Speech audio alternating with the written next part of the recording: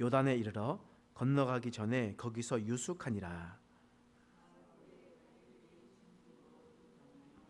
백성에게 명령하여 이르되 너희는 레위 사람 제사장들이 너희 하나님 여호와의 언약궤에 매는 것을 보거든 너희가 있는 곳을 떠나 그 뒤를 따르라.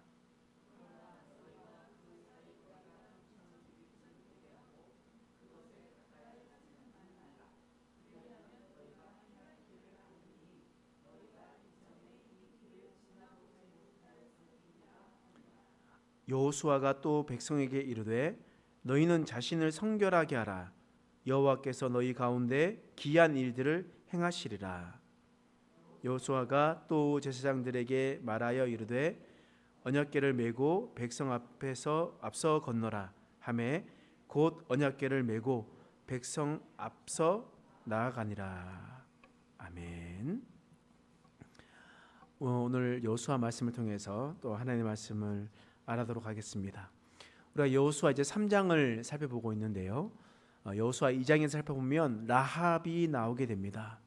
라합을 통해서 우리가 하나님 앞에 참 많은 도전들을 받게 되었습니다. 라합은 먼저 믿음의 사람이었습니다. 이 여인은 자신의 생명을 던지면서까지 하나님을 믿었던 사람, 하나님을 신뢰했었던 사람이었습니다. 또 그는 아직 하나님의 때가 이루어지지 않아도 이미 이루어진 것을 쓴 것으로 믿었습니다. 다시 말하면 아직 여리고성을 점령하지 않았음에도 불구하고 이미 점령한 것으로 믿고 있었다라는 거예요. 또 라합은 눈으로 보면서 믿는 것이 아니라 하나님의 이야기를 소문으로 듣고 믿었던 사람, 그런 여인이었습니다.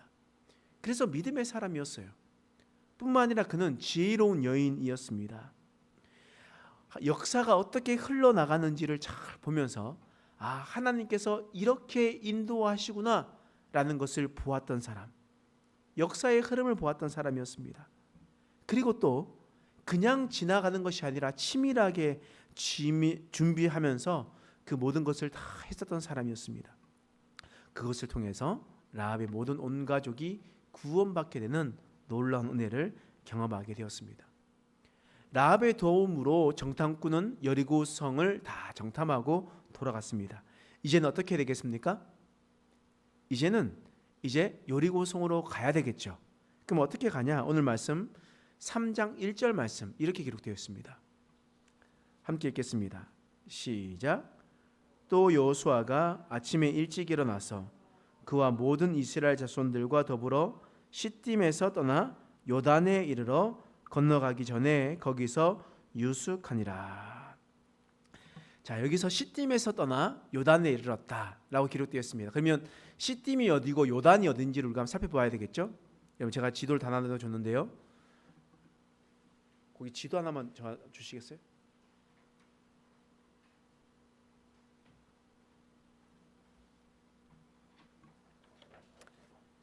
자, 여러분 보시면, 자, 시딤이 어디냐? 자, 모압 땅 근처에 느보산 한번 찾아보시죠. 자, 느보산 어느 쯤에 있구나라는 것을 보실 수 있죠. 자, 왼쪽 오른쪽 약간 3분의 2 밑으로 내려오시면 르우벤이라고 써져 있습니다. 르우벤, 약간 오렌지색으로 르우벤, 여기 보이시죠? 르우벤, 여기 느보산 여기 있습니다. 다 찾으셨나요? 찾으셨어요? 네. 안 찾으신 분이 있는 것 같은데 대답 안 하시면 안 찾았는 걸로 알겠습니다. 찾았습니까? 안 찾았습니까? 찾았어요. 네. 네. 왜냐하면 우리 성도가 너무 많기 때문에 한 분이라도 안 찾으면 좀 짚고 넘어가야 되거든요. 그래서 제가 저 느보산 찾으셨으면 거기 위에 바로 시딤 있죠? 아벨 시딤 찾으셨습니까? 그 시딤에서 이제 어디로 간다고요? 시딤에서 떠나 어디로 간다고? 성경에 보니까 요단으로 간다고 됐어요. 요단. 자, 요단은 어디겠습니까? 요단은요? 요단 강이죠. 자, 요단 강이 어디냐? 갈릴리 바다 찾아보세요. 갈릴리 바다 찾으셨습니까? 그 밑에 염해 찾으셨습니까? 맨 밑에 염해, 그 사이에 흐르는 갈릴리 바다에서 시작해서 염해로 내려오는 그 파란색 줄 있죠.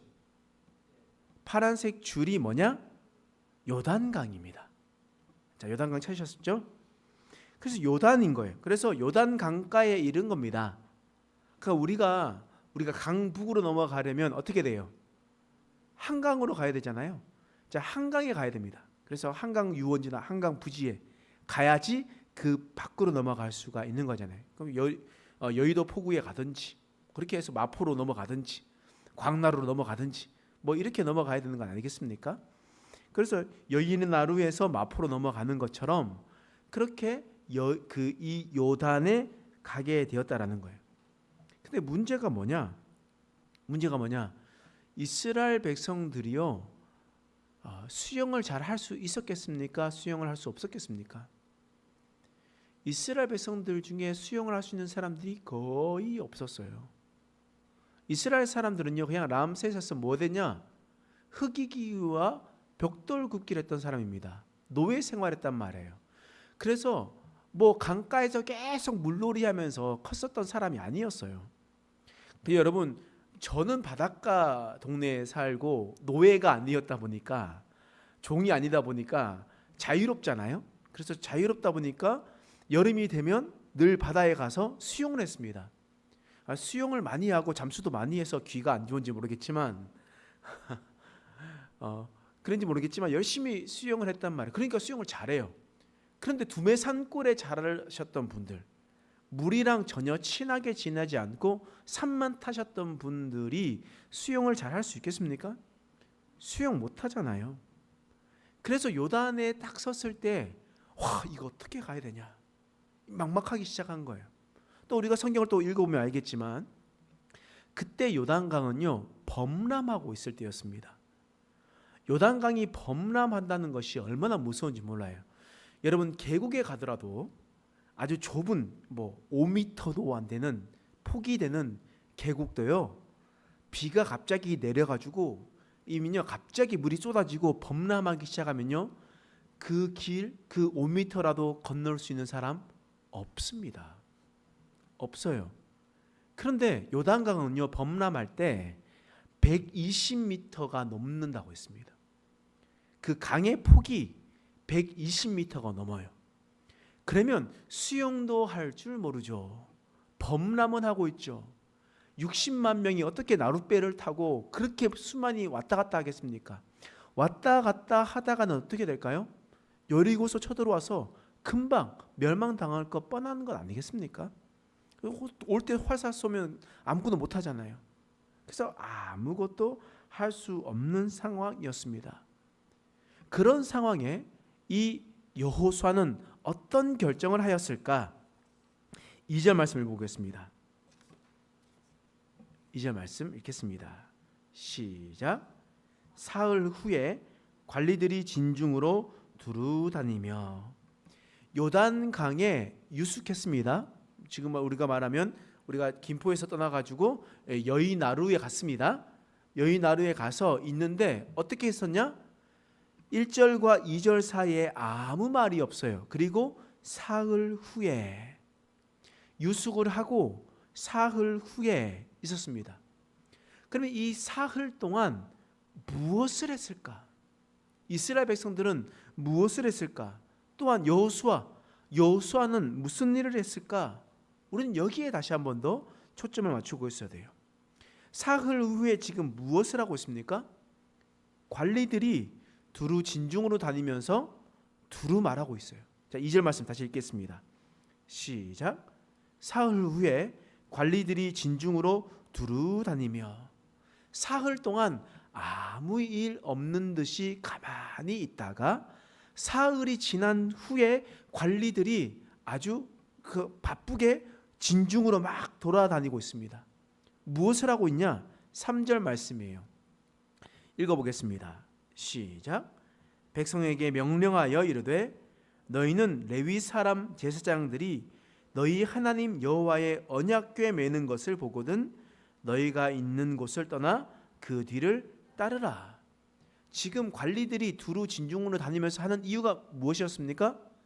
백성들에게 명령하기 위해서 다니는 거예요. 백성들에게 전달 사항이 있었다는 겁니다. 그래서 60만 명 그리고 200만 명이 되는 사람들을 다 찾아다니면서 그곳에 있는 사람들에게 가서 명령하고 있는 거예요. 명령하고 있는 겁니다. 무엇을 명령하였냐?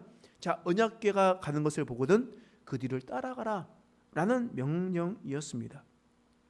우리가 계속해서 살펴보겠지만 여호수아에서요 반복적으로 나오는 말씀이 있습니다.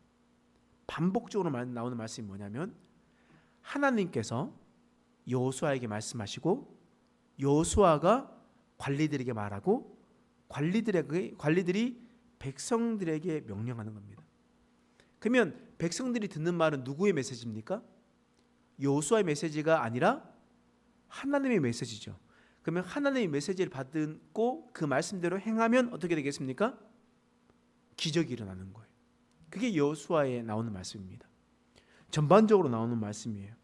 그렇다면 오늘 여호수아 3장 말씀에 이렇게 유숙하니라 끝나고 사흘 후에 관리들이 움직이고 백성들에게 명령하고 그러면 사흘 동안 지금 여호수아는 무엇을 하고 있었던 겁니까? 아무 짓도 안 하는데 여러분 하나님께서 무엇을 말씀하십니까? 여러분들이 세상에서 아주 바쁘게 살아가고 그냥 세상 속에서 그냥 세상 것에서 빠져가지고 살고 있으면 하나님께서 우리에게 말씀하십니까? 안 하십니까? 안 하시죠. 우리가 그것을 귀 기울이지 못하기 때문에. 그런데 반대로 우리가 하나님 앞에 나가서 잠잠히 하나님 앞에 서 있고 그리고 길을 걷다가도 무엇을 하다가도 어떤 일을 하다가도 어떤 일을 선택할 때라도 하나님 어떻게 할까요? 내가 무엇을 할까요? 그렇게 잠잠히 기다리고 있으면 하나님의 음성을 계속해서 집중하고 있으면 하나님께서 말씀하십니까? 안 하십니까? 말씀하세요.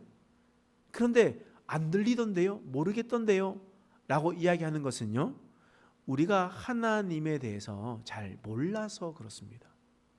하나님께서는 정말 여러 가지 방법으로 우리에게 말씀하고 있는데 우리가 깨닫지 못하고 놓치고 있을 뿐입니다. 근데 하나님께서 늘 계속해서 말씀하시거든요. 말씀을 통해서 말씀하시고 목사의 설교를 통해서 말씀하시고 성경을 읽다가 말씀하시고 주위에 있는 사람들을 통해서 말씀하시고 상황을 통해서 말씀하시고 자연을 통해서 말씀하시고 수많은 것을 통해서 우리에게 말씀하시거든요. 그 말씀하시는데 나는 듣기 싫다는 거예요. 왜냐하면 내가 원하는 것은 A로 해달라는데 하나님은 자꾸 B로 말씀하시거든요. 그러면 B로 말씀하시면 이거는 하나님의 음성이 아닐 거야. 이것은 하나님의 뜻이 아닐 거야. 나는 A로 기도해달랬는데 왜 A로 말씀하시지 않으시지? 라고 하나님의 말씀을 배척하는 겁니다. 여러분 그렇기 때문에 우리는 하나님의 음성을 들을 수가 있어요. 하나님 앞에 나아가면 하나님의 음성을 들을 수 있습니다. 여호수아도 마찬가지예요. 여호수아도 하나님의 음성을 듣기 위해 사흘 동안 아무것도 하지 않았습니다. 주님보다 앞서지 않고 겸손하게 주님 앞에 엎드려서 하나님의 음성을 기다렸다라는 거예요. 그 기다렸을 때 하나님께서 명령하시는 겁니다. 그러니까 그 명령하신 것을 받아서 여호수아가 어떻게 했습니까? 관리들에게 말하고 관리들은 백성에게 말하여 백성과 관리와 여호수아가 하나님의 명령대로 순종하는 겁니다. 순종하는 거예요. 이것이 하나님의 기적을 체험하는 방법입니다. 아무것도 하지 않고 먼저 하나님께 먼저 나아가는 것. 내 노력과 내 힘으로 다 해보고 하나님 도와달라고 하는 것이 아니라 하나님 내가 어떤 선택을 하는 게 좋겠습니까? 하나님 앞에 먼저 여쭙고 그 선택대로 말씀하시는 대로 따라서 나아가면요 하나님께서 그 길을 인도하시는 거예요. 내가 너를 지명하여 불렀나니 너는 내 것이라. 이 말이 무슨 말이겠습니까? 하나님께서 책임져 주신다는 거예요. 내가 명령한 대로 너희가 해봐. 그러면 내가 책임져 줄게 라고 이야기하는 거예요. 그런데 우리는 반면에 우리는 하나님의 음성을 듣지 못해요. 받지 못하면서 다른 것에 계속해서 귀 기울입니다. 여러분, 솔로몬의 아들 있습니다. 솔로몬의 아들이 왕이 됐죠. 그 왕의 이름 혹시 기억나십니까? 르호보암입니다. 따라합시다. 르호보암. 여러분, 르호보암 하면 여로보암이 하면 헷갈리거든요. 그래서 여러분, 자, 따라보세요. 르 이거 못 하시는 분 있어요? 르르르 하시는 분 있어요? 르호보암. 이제 이렇게 외워보면 나중에 기억합니다. 여러분, 이렇게 하면 기억해요. 이렇게 요렇게 흔드는 것처럼 요제는 기억하시잖아요. 다른 거 몰라도. 여러분, 르호보암이 있었을 때 사람들이 반역했습니다. 솔로몬이 너무 과중한 업무를 시켜가지고 난 더 이상 너를 못 따르겠다. 다윗의 아들의 말을 못 따르겠다. 나는 이제 찢어지겠다. 뭐 이런 식으로 나는 반기 들겠다. 이렇게 생각하고 있었거든요. 그때 왕이 그 사람들에게 가서 의사타진을 하는 겁니다. 이야기를 들으니까 니네 아버지 솔로몬 왕이 너무 나를 힘들게 했다. 그래서 우리가 노역을 좀 적게 해주면 내가 너 따를게. 르호보암 솔로몬의 아들 너의 말을 따를게. 근데 그렇지 않으면 우리 못 따라 라고 이야기를 했어요. 그때 이제 다시 돌아왔습니다. 돌아왔었을 때 뭐라고 옆에 주위에 신하들이 많이 있잖아요. 충신들이 많이 있을 거 아닙니까? 첫 번째 충신들의 무리가 나이가 많은 노인들이었습니다. 노인들이 하는 말이 무엇이냐? 풀어주십시오. 좀 어깨의 무게를 좀 낮춰주십시오. 그러면 따른다지 않습니까? 그러니까 좀 풀어줘서 그들이 함께 할 수 있도록 해주십시오 라고 이 나이가 많은 노인 충신들이 그렇게 이야기했습니다. 근데 그 반대편에 젊은 사람들이 있었어요. 젊은 사람들이 뭐라고 했냐냐, 저 사람들이 지금 편해서 그렇습니다. 편해서 그래요. 그래서 더 심하게 하십시오. 아버지 솔로몬이 그냥 채찍으로 다스렸다면 당신은 전갈 채찍으로 다스리십시오. 그래서 더 힘들게 하십시오. 그러면 그들이 무서워서 쫄아서 그들이 당신을 따를 겁니다 라고 이야기를 했습니다. 근데 이 르호보암이 어떤 결정을 했을까요? 열왕기상 12장 8절 말씀이에요. 읽어볼게요. 시작. 왕이 노인들이 자문하는 것을 버리고 자기 앞에 모셔있는 자기와 함께 자라난 어린 사람들과 의논하여. 지금 왕이 지금 어떤 선택을 했습니까? 노인들의 말 들었어요? 안 들었습니까? 안 들었어요. 그리고 난 다음에 젊은 사람들의 말을 따랐습니다. 결과가 어떻게 됐습니까? 남과 북이 나누어지게 됐어요. 남쪽에는 르호보암이 다스렸고 북쪽 북이스라엘은 여로보암이 다스리게 되었던 겁니다. 그래서 우리 말씀을 들으면서 이렇게 생각해요. 아, 봐라. 새파랗게 젊은 사람들 말 들을 필요가 없다. 나이가 흰 것이 벼슬은 아니지만 그만큼 연륜이 있기 때문에 나이 든 사람들의 말을 들어야 된다 라고 우리는 생각할 수가 있습니다. 그런데 하나님께서 원하시는 것이 무엇일까요? 하나님께서는 노인들의 말을 듣는 것을 원하시겠습니까? 아니면 젊은 사람들의 말을 듣는 것을 원하시겠습니까? 아니요. 둘 다 아닙니다. 둘 다 아니라 하나님 앞에 먼저 나아가서 하나님께 기도해야 되는 겁니다. 그래서 하나님께서 뭐라고 말씀하셨을까요? 솔로몬의 집에 악이 너무 강하다. 너무 많다. 니네 아버지 솔로몬이 수많은 산당들을 지었다. 수많은 첩들을 두면서 이방 신들을 다 가지고 와서 그들을 음란하게 섬기고 있다. 그러니 너희가 그것을 정리해라. 하나님께서 이 명령 하시지 않을까요? 그 명령을 통해서 그 말씀대로 행하였다면 남과 북이 흩어지는 일들은 면하게 되었을 겁니다. 그러나 솔로몬 때로부터 시작해서 계속해서 하나님의 음성을 쫓아 살아가지 않으니까 남과 북이 나누어지게 되고 북이스라엘이 하나님의 명령에 떠나서 살아가게 되니까 북이스라엘이 먼저 멸망하게 되고 남쪽에 있었던 예루살렘도 남유다도 하나님의 명령을 지키며 살아가지 않으니까 하나님께서 바벨로니아를 통해서 심판하셨던 것 아니겠습니까? 하나님께서 말씀하셨던 것은요, 문제가 있느냐? 그러면 나에게로 나와라. 나에게로 나와서 나의 음성을 들으라. 내가 명령한 대로 행하라. 그러면 너희는 기이한 일을 보게 될 것이다. 하나님께서 그것을 여호수아서를 통해서 우리에게 말씀하시는 거예요. 그럼 우리는 어떻게 되겠습니까? 먼저 일이 생기면 하나님 앞에 나아가야 돼요. 하나님 앞에 나아가야 돼요. 그럼 하나님 앞에 나아갈 때 어떻게 나아가야 될 것인가? 그 구체적인 방법이 또한 여호수아서를 통해서 우리에게 말씀하시는 겁니다. 자, 어떻게 나갈까? 3절 말씀이에요. 다시 한번 읽어보겠습니다. 시작. 백성에게 명령하여 이르되 너희는 레위 사람 제사장들이 너희의 하나님 여호와의 언약궤에 매는 것을 보거든 너희가 있는 곳을 떠나 그 뒤를 따르라. 그 뒤를 따르라. 여러분, 주님 앞에 나아가서 음성을 들으면 하나님께서 뭐라고 명령하시냐? 먼저 말씀하시는 거예요. 언약궤 뒤를 따라가라 라고 하나님께서 말씀하시는 거예요. 따라가라. 여러분, 주님의 음성대로 살아가는 것은요, 언약궤를 따라가는 겁니다. 여러분, 언약궤가 뭔지 기억나시나요? 우리가 지난번 한번 가서 본 적도 있는데 사진을 한번 다시 한번 보도록 하겠습니다. 자, 이게 언약궤입니다. 언약궤.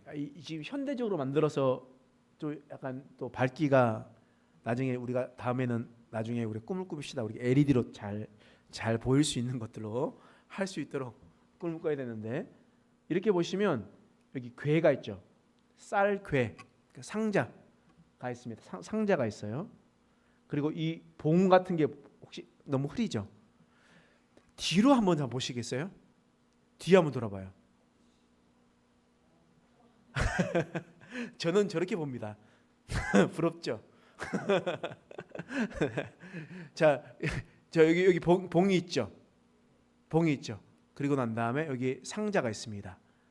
그리고 난 다음에 여기 위에 뚜껑이 있어요.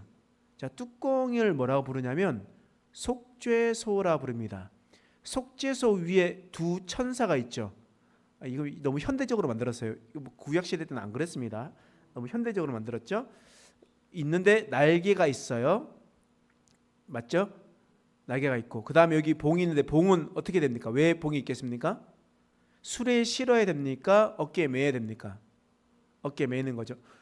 자, 여러분 이제 앞으로 보세요. 여러분 이제 목 빠지시겠어요.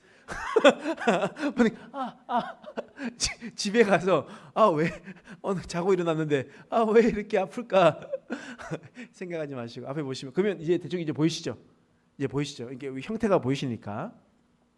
봉이 있는 이유는 수레에 매는 것이 아니라, 수레에 싣고 가는 것이 아니라 어깨에 메고 가려고 하는 겁니다. 그리고 난 다음에 날개 있죠. 날개가 있는 겁니다. 그럼 날개 사이에 하나님께서 임하신다 말씀하셨거든요. 날개 사이에 임하신다 라고 말씀하셨어요. 자, 그러면 출애굽기 25장 21절에서 22절 읽어보겠습니다. 시작. 속죄소를 궤 위에 얹고 내가 내게 줄 증거판을 궤 속에 넣어라. 거기서 내가 너와 만나고 속죄소 위 곧 증거궤 위에 있는 두 그룹 사이에서 내가 이스라엘 자손을 위하여 내게 명령할 모든 일을 내게 이르라 말씀하셨어요. 자, 속죄소 위, 아까 기억나시죠? 속죄소 위 뚜껑 위에 두 그룹. 잠깐만요. 말씀 계속 한번 보여주세요. 자, 속죄소 위 두 그룹 사이에, 금방 계속 해주세요. 네, 좋아요. 네, 잘했습니다. 자, 두 그룹 사이에, 그럼 두 그룹 천사의 사이에, 날개 사이에 하나님께서 말씀하시겠다라고 이야기를 하는 겁니다. 그러니 그 언약궤가 어떤 의미겠습니까? 언약궤가 어떤 상징일까요? 하나님의 임재의 상징이었습니다. 그러니까 언약궤가 가는 곳은 무엇이냐? 하나님께서 함께 하신다, 임재하신다, 임마누엘 하신다라는 거예요. 그래서 여러분 홈리와 비느하스가 블레셋과의 전쟁을 하거든요. 이 사무엘상에 보면 전쟁을 하게 되는데 이 이스라엘이 지게 돼요. 사실 진 이유는 바로 홈리와 비느하스가 하나님의 말씀대로 살아가지 않고 제사장 직분대로 살아가지 않고 사사시대에 자신의 소견에 옳은 대로 살아갔기 때문에 하나님께서 벌 주시려고 그 전쟁에서 지게 한 건데, 이 무능하고 이 영적으로 눈이 깜깜해 있었던 홈리와 비느하스는 성막에 있었던 법궤를 가지고 나옵니다. 그러고 난 다음에 이스라엘 전쟁에 함께 참여해요. 어떤 의미겠습니까? 사람들이 사기가 오르는 거예요. 왜냐하면 하나님이 우리와 함께 하시니까, 이제 여호와 하나님께서 우리와 함께 하시니까 우린 전쟁에서 이겼다 라고 이야기를 했는데 그 전쟁에서 지게 되죠. 지게 됩니다. 그런데 반전은 뭐냐면 사람들이 생각했었을 때 그렇다면 블레셋의 다곤의 힘이 센 건가? 블레셋의 신 다곤의 힘이 세서 우리가 전쟁에서 진 건가? 라고 생각할 수 있지만 다곤의 신당에 언약궤를 넣어놔요. 그리고 난 다음에 어떻게 됐습니까? 다곤의 신상이 목 관절, 팔 관절, 모든 관절이 다 부서져서 여호와의 전 앞에 엎드려지게 되는, 여호와의 언약궤 앞에 엎드려지는 일들이 일어나게 됐다라는 거예요. 여호와의 위대하심을 그 신전에서 보여지게 되었다는 거거든요. 그래서 여호와의 언약궤를 보면 하나님의 임재하심을 나타내게 되어 있는 겁니다. 근데 언약궤 안에 무엇을 넣어놔요? 기억나십니까? 우리 사진, 언약궤 사진 한 번 더 보일 수 있나요? 자, 여기 보면 잘 보실지 모르겠는데 이렇게 판이 두 개가 있어요. 이게 무슨 판일까요? 십계명 판이죠. 십계명 판. 그 중간에 항아리가 있어요. 항아리가 뭡니까? 항아리가 왜 있어요? 네, 무엇을 담아놨을까요? 만나, 그렇죠. 만나를 담았죠. 만나를 담아서 항아리 담았습니다. 그리고 난 다음에 여기에 지팡이가 하나 있는데요. 위에 싹이 났네요. 이게 누구의 지팡이입니까? 아론의 지팡이죠. 아론이, 하나님께서 아론을 제사장으로 삼았다라는 것을 보여주기 위해서 아론의 쌍난 지팡이를 두게 되었습니다. 그럼 십계명 두 돌판은 무엇입니까? 하나님의 말씀이잖아요. 하나님의 법이잖아요. 하나님의 말씀이 있고요. 아론의 쌍난 지팡이는 하나님께서 선택했다, 하나님께서 세웠다 라는 것을 보여주는 거예요. 만나가 담긴 항아리는 무엇입니까? 40년 동안 농사를 짓지 않아도 약 200만 명의 사람들이 매일같이 먹었던 음식이에요. 하나님의 기적, 하나님의 권능 아니겠습니까? 그렇기 때문에 이 언약궤는요, 하나님의 말씀, 하나님의 기적, 권능, 하나님의 선택, 그리고 하나님의 임재, 이 모든 것이 다 상징하는 것이었습니다. 그 상징하는 것을 이제 어떻게 하라고요? 어떻게 하냐? 하나님께서 무엇을 명령하셨습니까? 따라가라 라고 말씀하셨습니다. 따라가라. 여러분, 우리가 살아갈 때 우리는 어떻게 해야 되냐? 우리는 하나님보다 앞서가는 존재들이 아닙니다. 우리 찬양을 계속 불렀잖아요. 주님보다 앞서지 않고 겸손하게 주님의 말씀 기다리니. 주님보다 앞서지 않는 삶이에요. 내가 먼저 선택해서 내가 원하는 대로 앞서 나가지 않고 주님의 명령을 따라서 가면 됩니다. 주님께서 움직이시는 대로 따라서 가게 됩니다. 여러분, 이스라엘 백성들이 출애굽하고 난 다음에 회막 그리고 성막에 있었을 때 한번 생각해 보십시오. 성막에 있었을 때 성막을 중심으로 해서 주위에 동과 서, 남과 북이 이스라엘 백성들이 다 진을 치고 있었습니다. 근데 성막 위에 무엇이 있었습니까? 성막 위에 매일같이 낮에는 구름 기둥, 그리고 밤에는 불 기둥이 있었거든요. 그리고 난 다음에 하나님께서 무엇을 명령하셨냐? 이 성막을 다 준비해서 언약궤를 메고 앞으로 가라. 그러면 그 앞으로 가면서 제사장이 메고 나가면 너희는 동과 남, 북, 그리고 서와 북이 따라가면서 너희는 하나님의 궤를 따라가라고 하나님께서 명령하셨어요. 늘 이스라엘 백성들이 40년 동안 훈련받은 겁니다. 40년 훈련받은 거예요. 조금씩 움직일 때마다 하나님은 계속해서 말씀하셨어요. 한 번에 가지 않고요. 한 번씩 갈 때마다 가다가 쉬고 가다가 쉴 때마다 또 힘들게 다 짐을 풀고 천막을 치고 성막을 세우고 그것을 다 갖다 놓고 그리고 또 움직이게 되면 또 다 정리해가지고 또 하나씩 다 출발해서 나갑니다. 성물은 어깨에 메고 또한 다른 어떤 성막에 필요한 것들은 또한 널판이나 이런 것들은 기둥이나 이런 것들은 다 수레에 신고 앞에 가는 거예요. 따라가는 겁니다. 왜 그랬을까요?